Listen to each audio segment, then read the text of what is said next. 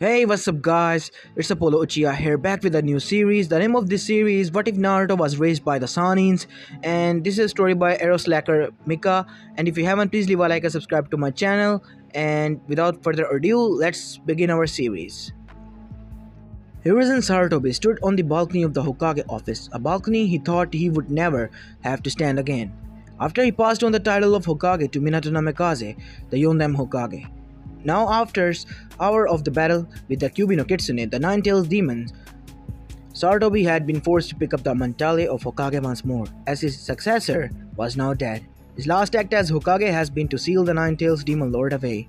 Sarutobi looked over his shoulder into his office where the basket that had been used for the sealing of the Demon Lord into a child has been used, were laying.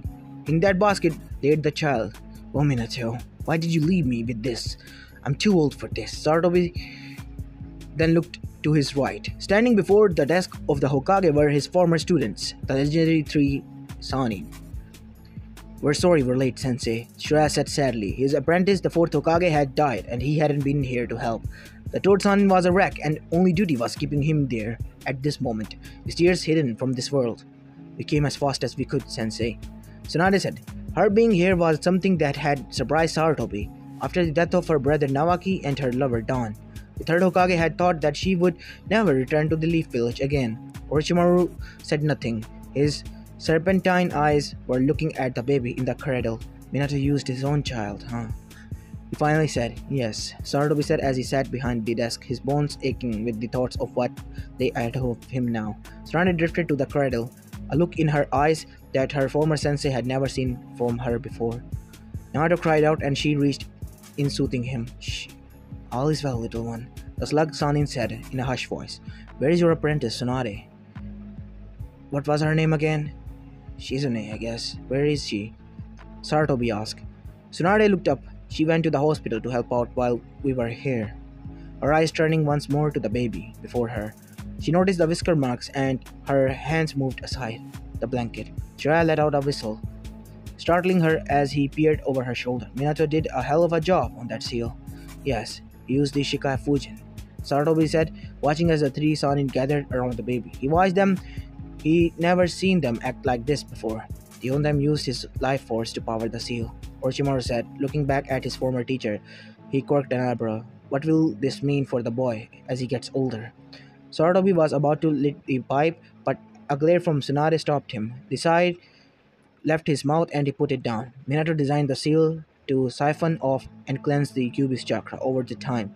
By the time Naruto reaches his 18th birthday, the Kyuubi should be fully integrated and no more. Sarutobi watched as the blonde began to fuss, and Tsunade picked him up and cradled him. She slowly rocked him and he calmed. He watched as Jiraiya looked at the boy. Did Kushina died in the childbirth? He asked finally. Yes, Sarutobi said. He had no relatives elsewhere? Orochimaru asked, his eyes drawn to the baby in his teammate's arms. No, Whirlpool had been destroyed. Kushina had no one left. And Minato was an orphan, Sarutobi said sadly. He watched as the three sannin exchanged looked and wondered what that was about. What has the council decided? Orochimaru asked. After several minutes of silence, Sarutobi sighed again. He was about to say something and then stopped, and then just got with the flow. They are divided on the issue of Naruto. Why? Tsunade asked. About what? Minato would want his son taken care of. Jiraiya said. I'm surprised Rin and Kakashi aren't here demanding to take him in. The Toad Sage said.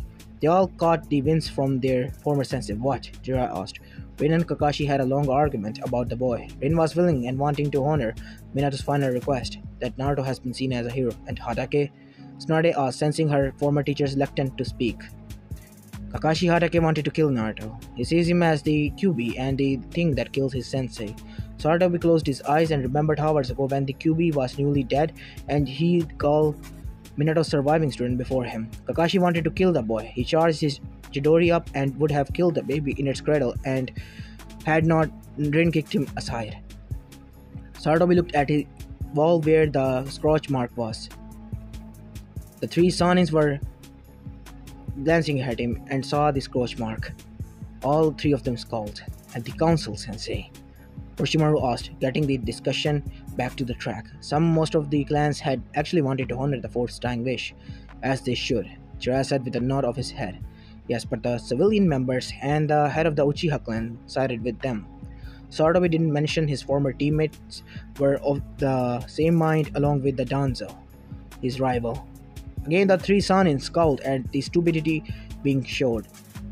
Tsunade was comforting Naruto. She got a bottle from the nearby supplies the Hokage had gathered and prepared it with one hand, the whole time humming a tune to Naruto who was in her arms. The two male Sannin shared a look before turning back to the Hokage. What will be done with the boy? Orochimaru asked. Sarutobi sighed. Since the first choice for his adoption won't or can't, I have little choice but to put Naruto in the orphanage under his mother's maiden name. Absolutely not. All three men turned to see Tsunade cradling the boy as he was eating from the bottle, hungrily. That's just begging for some of those idiots to try and kill him. He needs to be protected. If Iwa learns that Minato had a son, you worry about outside threats, Sensei, but you're blind to the knives that are in Konoha. Sarutobi always tried to see the best in his villagers. But in the past several hours, he'd seen the worst, and he was disappointed, to be honest. He never thought he would be.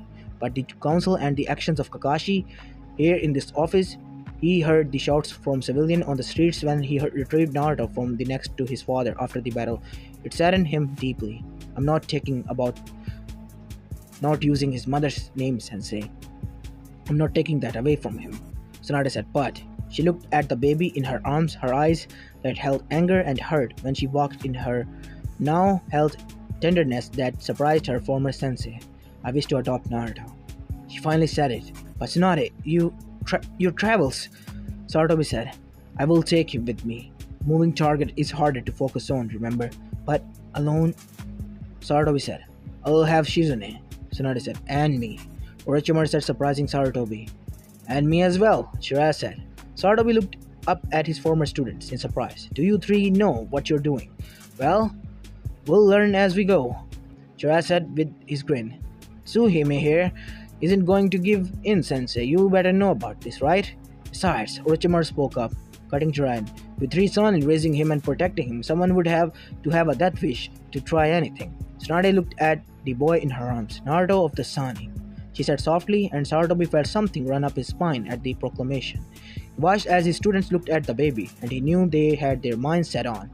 Somehow, during the time they entered the office, they already had a bond with the child. Sarutobi wouldn't say it out loud, but he did as well. Minato's legacy, the Jinchuriki of Kyuubi no Kitsune, the world's littlest Sannin. You indeed will be great, Naruto. Shizune was surprised when her friend and teacher showed up with the baby in her arms. She was shocked when Tsunade told her that they would be joined by Orochimaru and Jiraiya as well. I need you to gather things. We'll need to leave with little Naruto here. Tsunade told her apprentice. The fools think he's the Kyuubi and not the baby. How horrible, Shizune said. She looked at the baby and her eyes softened. He's beautiful, Sensei. Tsunade smiled, her own gaze on the baby that was sleeping in her arms. You know, I was angry being summoned back to Konoha, but the moment I laid my eyes on Naruto here, something in me switched. Her eyes looked up to meet the brown eyes of Shizune. Want him raised with love and care. Her eyes went to the sleeping blonde. Officially, Naruto has been adopted by all three Sannins, she said, sitting down, looking at the baby still. Naruto will be having two fathers and one mother, she said, as she looked at Tsunade, and an aunt. Shizune smiled and nodded. I'll get what we all need. Where can I find you? Here, I don't want to risk him on the streets too much. Orochimaru was called to the council. His brother is killed along his sister in the assault. Oh no, not Tansama. Shizune said, yes, Jiraiya will meet us at the gates as well. If I know the pervert is either at the memorial stone or visiting Minato's grave. Tsunade sighed. Until he became Chunin, Naruto-kun cannot know about his mother or parent. I'll tell him about it when he's older, but I'll explain it for his protection that he doesn't know until he can defend himself. Chunin, that is not it. Does that mean we'll be coming back to Konoha? Shizune asked. Sadly. I would rather not put Naruto-kun near any of these idiots here, but Sensei got the three of us to agree to it before he allowed us to sign the adoption scroll. Shizune saw the adoption mark on the boy's shoulder as Tsunade adjusted the blanket around him. It bore the marks of all three Sannins. Blinking, she shook herself and meant to get everything they would need on the road. Behind her, the strongest Konoichi sat and rocked the plant in her arms, a soft smile on her face, a look of love and devotion in her eyes. Tsunade and Shizune were standing at the gates, and the slug Sanin was scowling at the lateness of her fellow teammates. Where are they? They know we need to leave under cover of darkness. Sorry, Hime. Jiraiya appeared next to them. Tsunade was about to yell, but she saw the look in his eyes. Jiraiya? Minato grave is unmarked and hidden. He said, Kushina was listed as an Uzumakian bird with the others in the tomb. He looked sadly at his blonde teammate. Even in death, they are forced to be apart. It's not fair. Tsunade knew that her fellow Sanin was a die-hard romantic fan. He covered it with his being a pervert, but she remembered Minato's wedding and Jiraiya sobbing like a crazy asshole. Where's Oroteme? Jiraiya asked. Here. The three Sanin turned to see Orochimaru, walking towards them with a 4-year-old girl at his side. Orochi? Tsunade asked. This is my sister's daughter, Anko Mitarashi. The three adults looked at the little girl. Her parents were killed tonight, he said softly. They knew Orochimaru loved his sister Yumi, and even got along with his brother-in-law, somehow. Tsunade crawled. This village continues to take, and take. Lady Tsunade, Shizune said looking at the child and the baby. The slug son inside and nodded. Welcome, little uncle. Hello, the child said, looking at the ground. Chara chuckled. Well, ain't this the old family here? Orochimaru said nothing, and the others knew he was still in shock at hearing about his sister's death. Come on. We can get several miles between us and Konoha, Tsunade said. Orochimaru nodded and scooped up Anko. We can travel faster, little one, if I carry you for now. We'll start training you in a few years, he said. She nodded from her uncle's arm. She was still in shock hearing her parents had died because the QB stepped on them during the battle. She didn't understand everything that the old people in the circle room had talked about, but she remembered her uncle and he promised to take care of her. She knew she would be okay. Her mother always told her to trust her uncle. As they were leaping through the trees, Uncle finally noticed the baby in the blonde woman's arm, and remembered the white-haired man calling them family. Does that make him my baby brother? Uncle thought. The leaping from the tree to tree soon lulled her to sleep. The adults kept silent as they put Konoha behind them. From the balcony of the Hokage office, back in Konoha, Hiruzen Sarutobi felt the chakra signatures of his 3 students, most promising one at that, moving further away. It would be many years before he saw any of them again, or heard anything from the Sannin.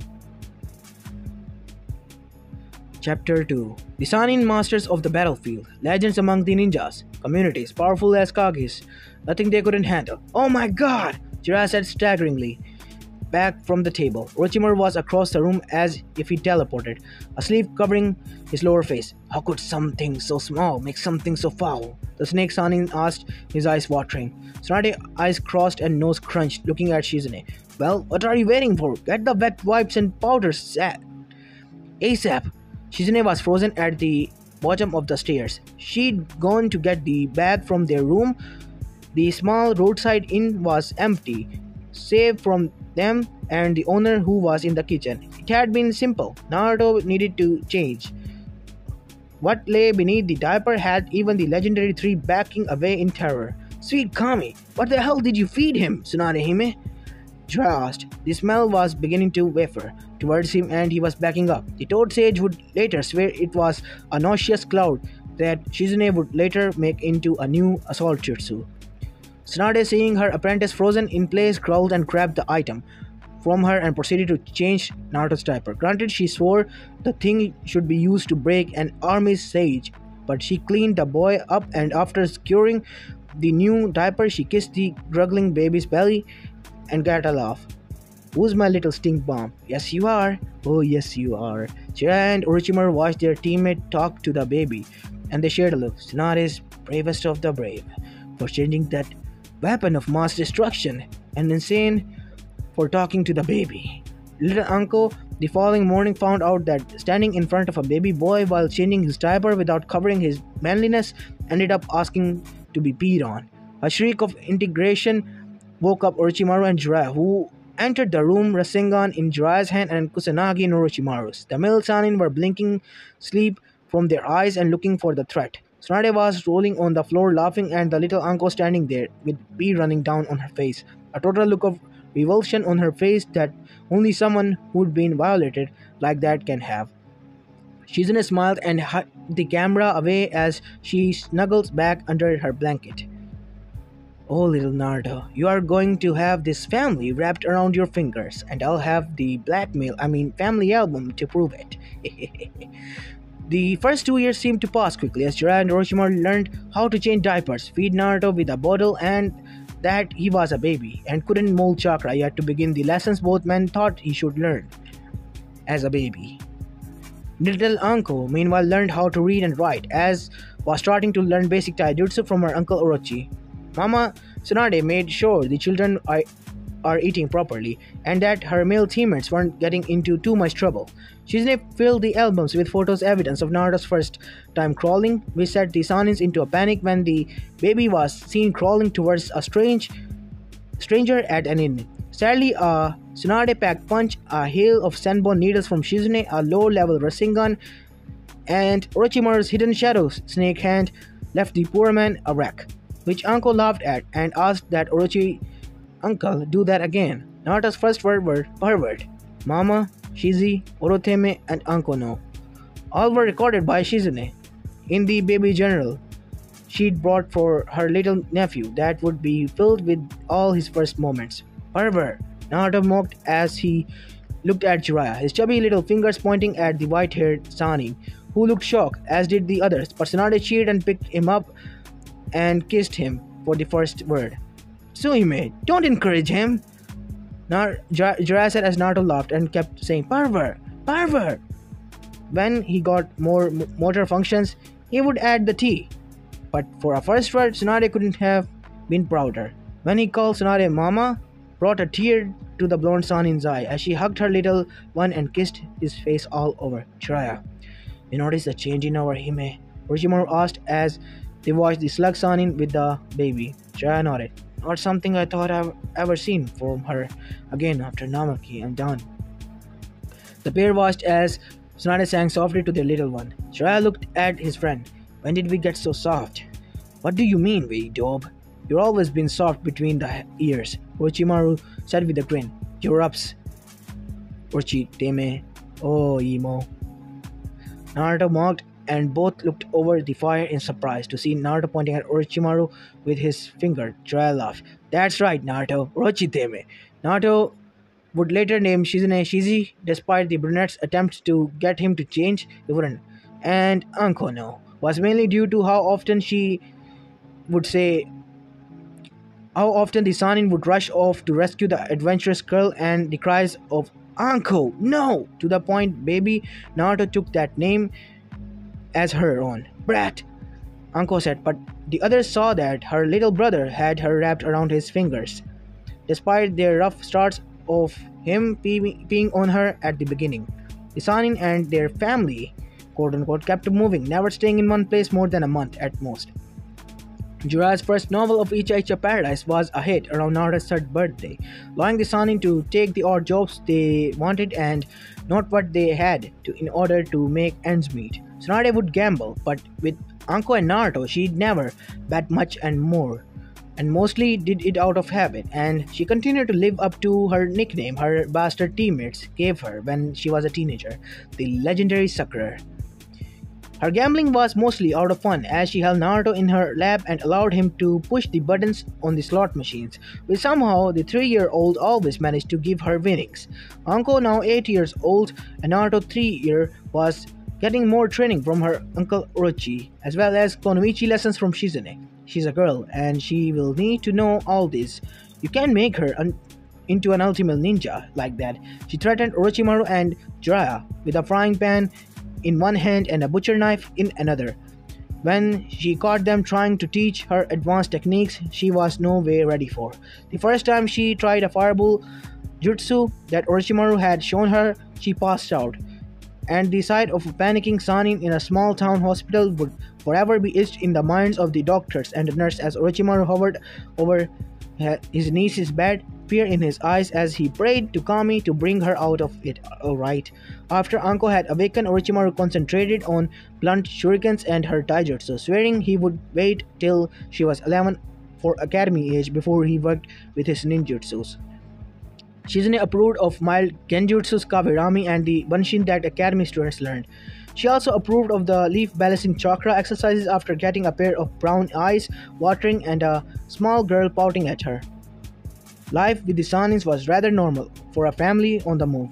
They took some low ranking jobs in towns they stayed in, then moved on. Things like that went on until Naruto's fifth birthday. Uncle was 10 when the peaceful, nomadic life of the Sannin would change. It was a cool October morning. 5-year-old Naruto was stretching outside the tent he shared with his Kasan.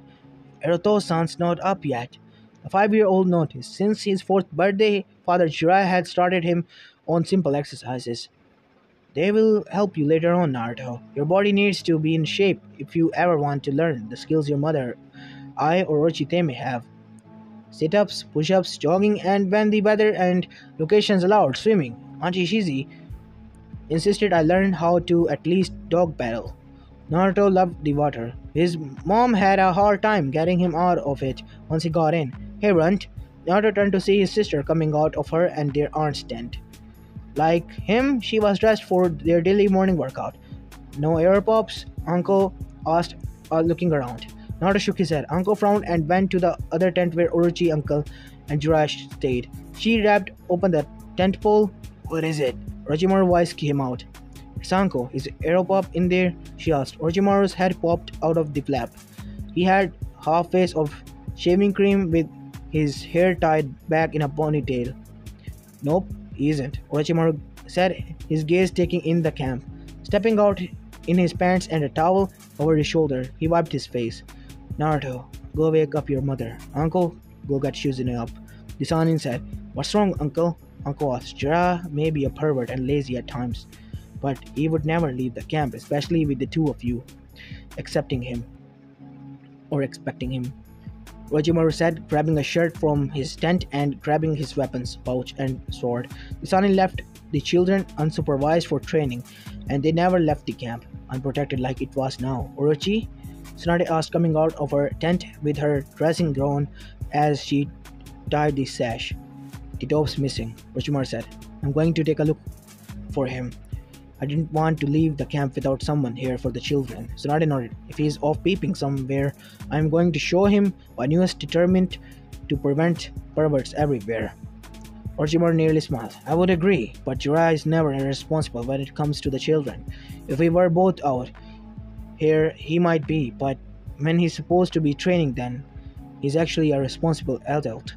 And when in Kami's name did that happen? The snake Sannin thought as he slipped from their simple camp by the river, his eyes looking for any sign of Jiraiya's passing or someone that didn't belong there. Orochimaru was 100 yards away from the camp when the net trap scooped him up. He felt weak and saw it was designed to sap chakra. Oh no! Tsuhime, protect! Darkness claimed him before he could do anything. Chapter 3.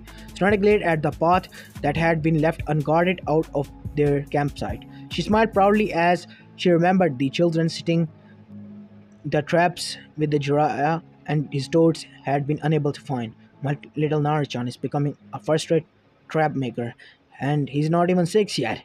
Tsunade thought proudly, and Anko is going to knock Konoha's socks off whenever we return. She saw Anko as a daughter, and the young girl, while blood related to Orochimaru, was loved by all three Sannins as much as Naruto.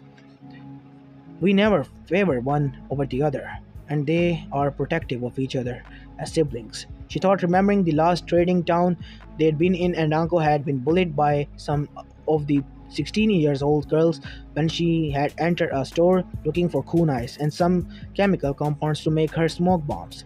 Little Naruto had been at the door with Shizune and heard the girl mocking his Nesan. Flashback. What, you think you're going to be some kind of ninja?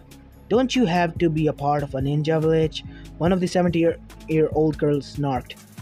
And look at those clothes. She dresses like a boy, but then she's rather flat-chested, you know. You leave my sister alone, you trolls, Naruto roared. He knew Uncle was self-conscious about her body.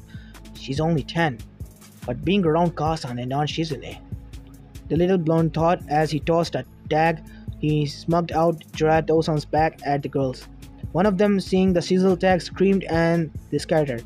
Naruto smiled and looked at his sister, who was glaring at him. I could have handled that myself, brat.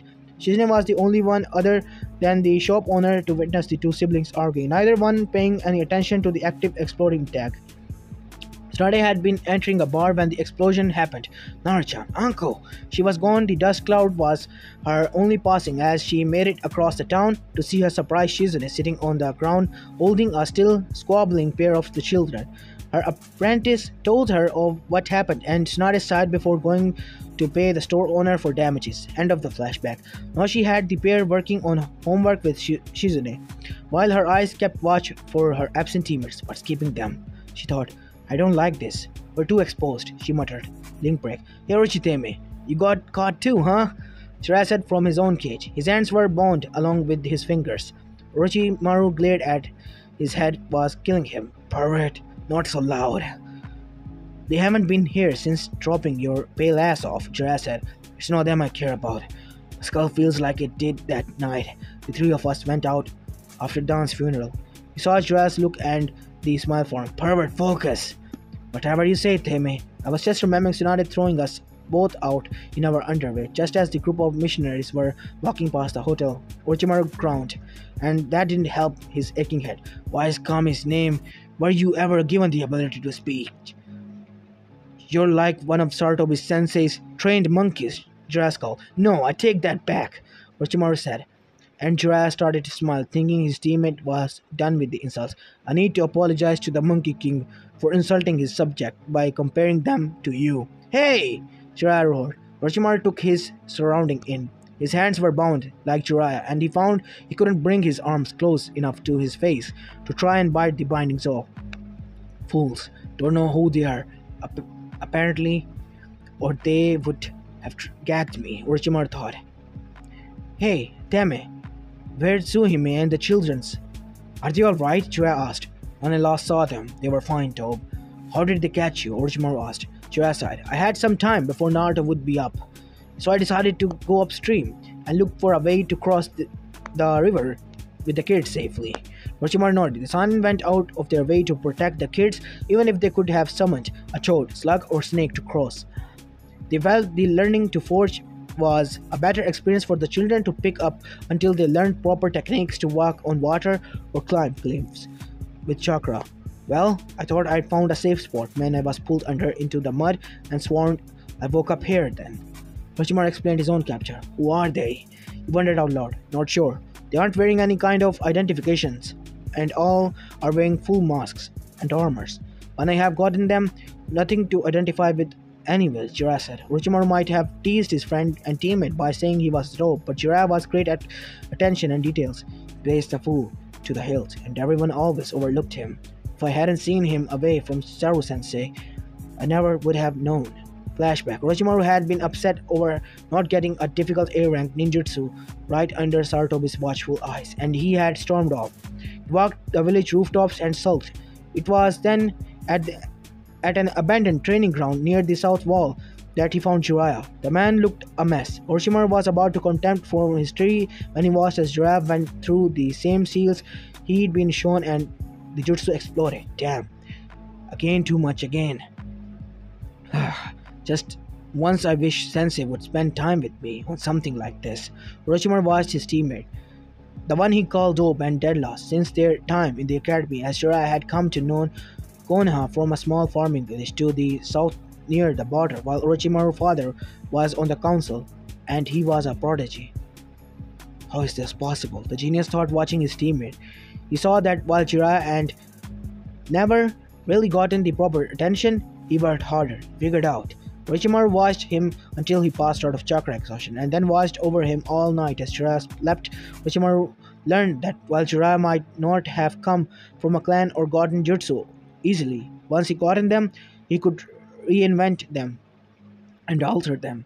And he'd done that with the mud jutsu that their sensei had only shown him, and Jiraiya had witnessed Orochimaru spending the day training to master it. The one moment had changed his opinion on Jiraiya. He still verbally sparred with him, but there was respect there now, and they both learned to enjoy it. End of the flashback. Teme, sort of lost in my thought. About what? How to look more feminine than Tsuhime? Jiraiya asked with a giggle. No, Irabaka, he sighed. Can you fit your hands through the bars? Maybe. Hold on. Link break. Tsunade jerked her head when the first trap went off. The smoke tags. Shizune. Her apprentice moved, getting both Anko and Naruto in the tent. Tsunade was in motion and her fist connected with the first figure that had rushed through the smoke into the camp. She spun, sensing another one, and her foot sent the second one flying. However, it cost her as she felt a senbon needle hit her in a pressure point and her muscles went slack, and she slumped to the ground, unable to move. Or it must be, no, the children! Shizune! She felt a tag put to her sleep. Head, sleep, sannin, said a voice. No, no, Naruto-chan! Darkness took her as sleep tag put her out. Link break. Hurry up, Orochiteme, Jiraiya said as he watched the tongue of his friend holding a pick and working with it. It's not easy to think that. Orochimaru sat around his elongated tongue out of his mouth. He managed to get the pick hidden in his belt itself and was now trying to pick Jiraiya's lock since he could get at the Toad Sannin because it was better angle than his own bound hands. Yuck, I really don't want to know what just touched my hand. Fuck you, Jiraiya. Click. Oh yeah! Jiraiya slid out of the cuffs and brought his hands up and worked the bindings around his hand and fingers. Orochimaru retracted his tongue and spit the pick into his lap. After cracking his jaw back into the shake, spitting out a foul taste and rolling his tongue, he looked at Jiraiya. Hurry up, Tobe. I've seen Inuzuka pups who can do better 5 minutes after being born. Hold your cradle, Jiraiya said as smiled once his hands were free. We're almost out of here. Yes, but while you're patting your fat ass on the back, who knows what they're going to try to do with Tsunade and the children. Jiraiya's efforts doubled at that and he spat out a hunk of leather binding. They touch the kids and there won't be anything left of them. Agreed. Jiraiya's bindings came loose and he tore apart the ones around his ankles and then looked at the cage. Screw it, being quiet gets me nowhere. He formed his hand. Take notes, Teme. This is one of the best attacks Minato ever made. The swirling chakra sphere formed and he reared back. Rasengan! Sadly, the cage never stood a chance as Jiraiya went straight through it and Orochimaru's cage as well. The smoke cleared, but Jiraiya was already cutting the bindings once they were off of the two Sannins and the two were on their feet. Pounding feet could be heard. We don't have time. Orochimaru put an arm out to stop him.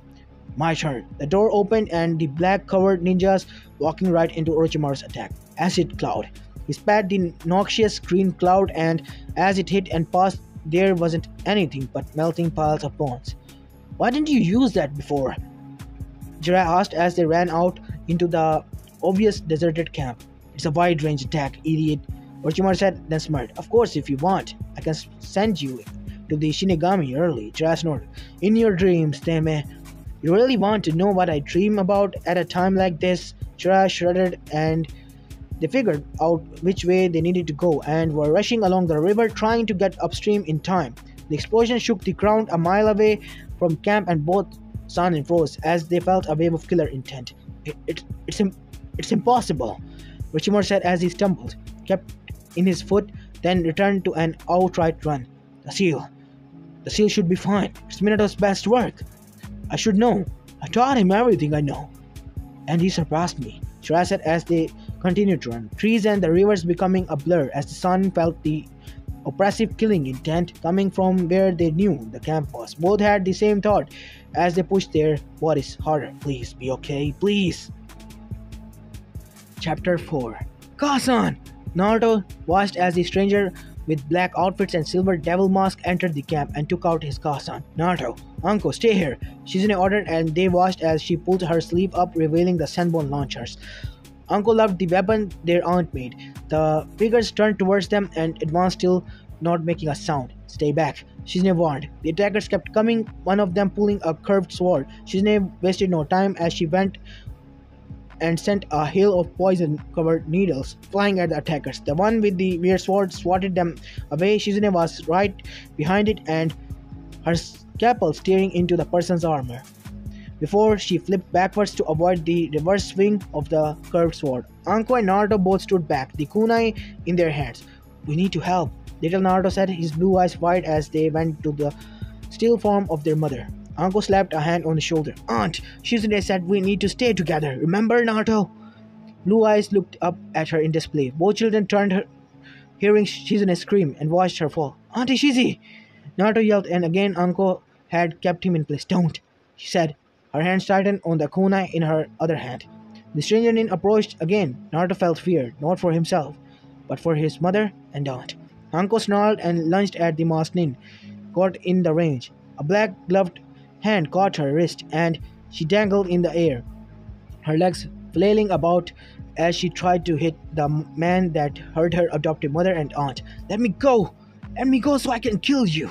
She struggled to break free, managing to pull herself up and sink her teeth into the gloved hand that held her. Ugh! The man snarled and backhanded her hard enough, sending her feet away where she lay not moving. Mason! Naruto screamed. He rushed to his sister's side and saw her unresponsive figure. He cried as he heard the man chuckle. No, QB. Has being a human weakened you so? The voice was deep, inhuman sounding. I am Naruto, not the dumb fox, Naruto said as soon as he was old enough. The understanding words his mother had sat him down and with Jiraiya and Orochimaru explained to him that the night QB had been sealed. They said he was the jailer, not the prisoner. And you want him? You can't have him, then. The masked man chuckled again. And why is that?